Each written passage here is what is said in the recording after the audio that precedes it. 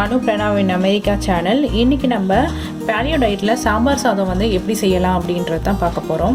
paleo dietல பாத்தீங்கன்னா சாம்பார் சாதத்துக்கு rice அப்புறமா வந்து பருப்பு இது எதுமே வந்து not allowed. சோ அதுக்கு பதிலா அது இல்லாம நம்ம எப்படி சாம்பார் சாதம் நம்ம இந்தியன் ரெசிபி படி எப்படி செய்யலாம் அப்படினு பார்த்துடலாம். சாம்பார் சாதத்துக்கு பாத்தீங்கன்னா எல்லாருக்குமே தெரியும் ரைஸ்க்கு பதிலா நான் cauliflower ரைஸ்னு சொல்லுவாங்க. அதாவது cauliflower காயை நல்லா வந்து கழுவிட்டு சுட தண்ணியில மஞ்சள் தூள் போட்டு எடுத்து அலசி வந்து வச்சிருக்கிறேன். அப்புறம் பாத்தீங்கன்னா பருப்பு வந்து அதாவது வந்து சாம்பார் சாதத்துக்கு பருப்பு வந்து யூஸ் பண்ண போறது இல்ல. அதுக்கு பதிலா ஸ்குவாஷ்னு சொல்லுவாங்க. இதுதான் வந்து ஸ்குவாஷ். இது வந்து பாத்தீங்கன்னா வால்மார்ட்ல வந்து உங்களுக்கு ஈஸியா வந்து அவேலபிளா இருக்கும். வால்மார்ட்ல இல்லனா வேற ஏதாவது வந்து ஸ்டோர்ஸ்ல வந்து பாருங்க. இந்த காய் என்ன பண்ணனும்னா தோல் வந்து நல்லா சீவி எடுத்துக்கோங்க. எடுத்துட்டு இது போல குட்டி குட்டியா வந்து நல்லா வந்து கட் பண்ணி எடுத்துக்கலாம். உள்ளெல்லாம் பாத்தீங்கன்னா இப்படி தான் இருக்கும். ஸோ இதெல்லாம் வந்து ஒன்றும் பிரச்சனை கிடையாது. நீங்கள் வந்து கட் பண்ணி இது மாதிரி எடுத்துக்கலாம். இந்த காய் பார்த்தீங்கன்னா கொஞ்சம் பட்டரியாக நல்ல ஒரு மாதிரி நைஸாக இருக்கும். இது வந்து பருப்புக்கு பதில் நம்ம வந்து இதை ஆல்டர்னேட்டாக யூஸ் பண்ணிக்கலாம். அதே போல் சாம்பார் சாதத்துக்கு மசாலா வந்து ஃப்ரெஷ்ஷாக நம்ம வந்து அரைக்க போகிறோம். இதுக்கு வந்து பார்த்திங்கன்னா ஒரு 1/2 டேபிள் ஸ்பூன் மிளகு, 1 டேபிள் ஸ்பூன் ஜீரகம், 1/4 டேபிள் ஸ்பூன் வந்து பெருஞ்சீரகம், அப்புறம் 2 கிராம்பு எடுத்துக்கிறேன், ஒரு ஸ்டார் அனைஸ் எடுத்துக்கிறேன் நட்சத்திரத்து, அப்புறமா வந்து பட்டை வந்து 1 தான் எடுத்துக்கிறேன். கலருக்காக வந்து காஷ்மீரி ரெட் சில்லி காஞ்ச மிளகாய் இருக்குது பாருங்கள், அது வந்து 1 எடுத்துக்கிறேன். அப்புறம் தேங்காய் வந்து எடுத்துக்கிறேன். இது கூட வந்து பார்த்திங்கன்னா தனியா வந்து எடுத்துக்கலாம். தனியா வந்து ராவா இருந்துச்சுன்னா தனியா எடுத்துக்கோங்க. பவுடராக இருந்துச்சுன்னா கடைசியில் வந்து நம்ம வந்து போட்டு வதக்கிக்கலாம் இது கூட. இப்போ நம்ம இதை வந்து ட்ரை ரோஸ்ட் பண்ண போகிறோம். இப்போ ஒரு குக்கர் எடுத்துக்கோங்க. அதில் இந்த குக்கரில் நம்ம வச்சுருந்தோம் பாருங்கள் காய் ஸ்குவாஷ், அதை போட்டுட்டு கொஞ்சமாக வந்து பருப்புக்கு வைக்கிற மாதிரி நான் வந்து இந்த அளவுக்கு தண்ணி வச்சுருக்கிறேன். தண்ணி வச்சுட்டு அடுப்பில் வந்து வச்சிடலாம். ஒரு 3 விசில் வந்து வச்சு எடுத்தால் போதும். அதில் நம்ம வச்சுருக்கிறோம் பாருங்கள் அந்த மசாலா ஐட்டம்லாம், அது எல்லாமே வந்து நான் வதக்கி விடுறேன்.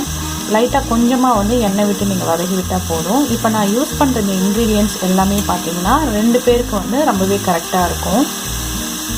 நல்லா வந்து இதை வந்து நல்லா வதக்கி விட்டாச்சு. நல்லாவே வந்து ரோஸ்ட் ஆகிடுச்சு. இந்த மீல் டைமில் என்ன பண்ணோன்னா நான் வந்து இங்கே பாருங்கள் 1 டேபிள் ஸ்பூன் வந்து தனியா பவுடர் எடுத்துக்கிறேன். நீங்கள் முழு தனியாக வந்துச்சுன்னா வந்து போட்டு ஸ்டார்டிங்லேருந்தே நீங்கள் வதக்க ஆரம்பிக்கலாம். நான் பவுடராக வச்சுருக்கிறதால இப்போ வந்து போட்டுக்கிறேன். ரொம்ப லோ ஃப்ளேமில் வந்து வச்சு வதக்கணும், இல்லைன்னா வந்து கருகிடும். ஸோ அவ்வளோதான், நம்ம இதை எடுத்துக்கலாம். இது வறுத்தது எல்லாமே நான் ஒரு மிக்சியில் வந்து ட்ரான்ஸ்ஃபர் பண்ணிட்டேன். இது கூட வீட்டு குழம்பு மிளகாய் பொடி இருக்கும் பாருங்கள், அதை ஒரு 1/2 டேபிள் ஸ்பூன் வந்து ஆட் பண்ணிக்கலாம். ஏற்கனவே காஷ்மீரி ரெட் சில்லி வந்து ஒரு முழு சில்லி இருக்குது. அது கூடவே வந்து மிளகுலாம் வந்து நான் காரத்துக்கு ஆட் பண்ணிக்கிறேன். அதனால தான் வந்து கொஞ்சமாக வந்து நான் வந்து வீட்டு குழம்பு மிளகாய் பொடி ஆட் பண்ணிக்கிறேன். நீங்கள் வேணும்னா இன்னும் கொஞ்சம் கூட உங்களோட டேஸ்ட்டுக்கு ஏற்ற மாதிரி நீங்கள் ஆட் பண்ணிக்கலாம். இப்போ இதை லைட்டாக கொஞ்சமாக வந்து தண்ணி ஆட் பண்ணி மிக்சியில் வந்து அரைச்சி எடுத்துக்கலாம். வந்து ஒரு ஃபைன் பேஸ்ட்டாக வந்து அரைச்சி எடுத்தாச்சு. இதை அப்படியே வந்து சைடில் வந்து வச்சுக்கலாம். இப்போ நம்ம வந்து மெயினாக வந்து செய்ய ஆரம்பிச்சிடலாம். அடுப்பு வந்து ஆன் பண்ணியாச்சு. கொஞ்சமாக வந்து தேங்காய் எண்ணெய் தான் paleo டயட்டில் யூஸ் பண்ணணும். இதில் கொஞ்சமாக வந்து கடுகு வந்து ஆட் பண்ணிக்கலாம்.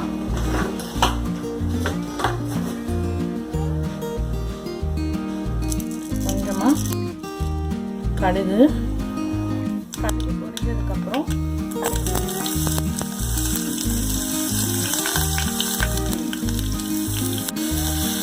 நல்லா வதக்கிக்கலாம். அதுக்கப்புறம் தக்காளி வந்து ஆட் பண்ணிக்கலாம். நான் வந்து ஒரு வெங்காயம் அப்புறமா ஒரு தக்காளி வந்து யூஸ் பண்ணுறேன். இதுக்கு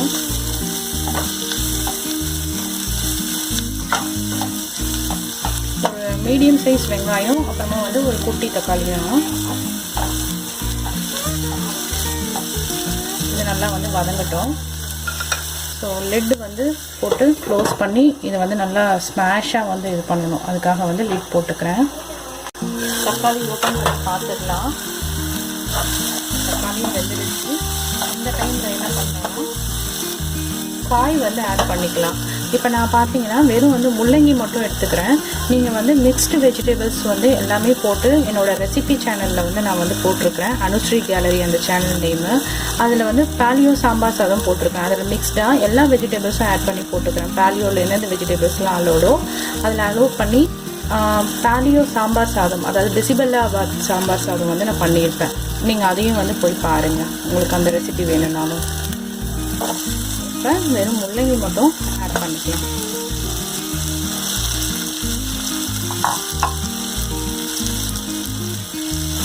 நல்லா ஒரு வதக்கிக்கலாம். அப்போ தான் அந்த ரா ஸ்மெல் வந்து உங்களுக்கு போகும்.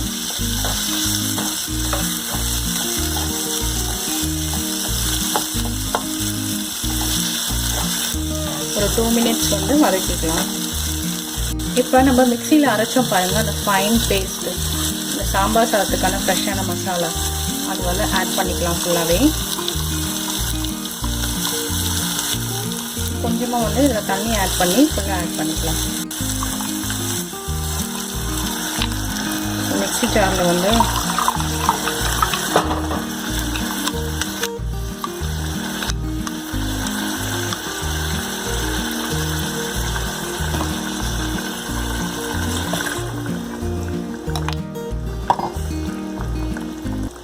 இப்போ நம்ம ஃப்ரெஷ்ஷான சாம்பார் பொடி, இது வந்து ஹோம்மேட் சாம்பார் பொடி. இதோட ரெசிபி லிங்க் வந்து அனுஸ்ரீ கேலரியில் இருக்குது. நீங்கள் வேணும்னா அந்த சாம்பார் பொடி போய் பார்த்துக்கோங்க.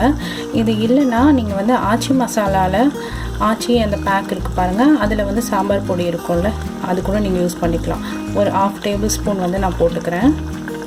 போட்டுட்டு இது கூட சால்ட் வந்து நம்ம வந்து ஆட் பண்ணிக்கலாம்.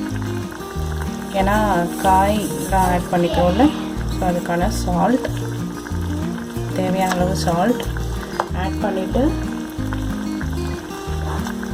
ஃபஸ்ட்டு இந்த காய் இதெல்லாம் வந்து நல்லா வந்து வேக விடணும். அப்புறம் நம்மளுடைய அந்த மசாலா இருக்குது பாருங்கள், அதுவும் வந்து நல்லாவே வந்து வெந்து வரணும்.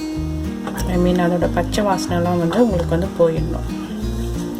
ஒரு லிட் போட்டு க்ளோஸ் பண்ணி கொஞ்ச நேரம் ஒரு 15 மினிட்ஸ் வந்து அப்படியே வந்து வேகட்டும், மீடியம் ஃப்ளேம்லேயே இருக்கட்டும். நம்ம என்ன பண்ணலான்னா, காலிஃப்ளவர் எடுத்து வச்சுருக்கிறோம் பாருங்கள், இதை வந்து இது போல் காய் சீவலில் வந்து வச்சு, நல்லா குட்டி சீவலில் வந்து சீவக்கூடாது, பெரிய சீவலில் தான் சீவணும். இதில் வச்சு இது போல் நல்லா சீவி நம்ம எல்லா காயுமே எடுத்துக்கலாம். அப்போ தான் நம்மளுக்கு காலிஃப்ளவர் ரைஸ் மாதிரி வந்து வரும். இங்கே பாருங்கள், இந்த மாதிரி நான் பண்ணி காமிக்கிறேன். ஃபுல்லாக காலிஃப்ளவர் ரைஸ் வந்து நம்மளுக்கு ரெடி. இங்கே பாருங்கள், அழகாக வந்து பூ போல் வந்து நம்ம துருவி எடுத்துக்கிட்டோம்.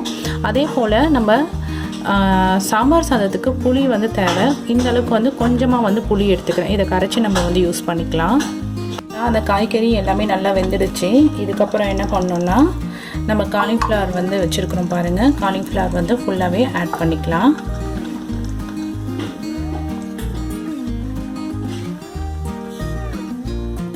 அப்புறம் நான் வந்து பருப்பு சொன்னேன் பாருங்கள், அந்த பருப்பு நல்லாவே வெந்துடுச்சு. சப்போஸ் வேகலைன்னா உங்களுக்கு மிக்சியில் போட்டு கூட நீங்கள் ஒரு அடி அடிச்சுக்கலாம். ஸோ அந்த பருப்பும் வந்து நம்ம ஆட் பண்ணிக்கலாம்.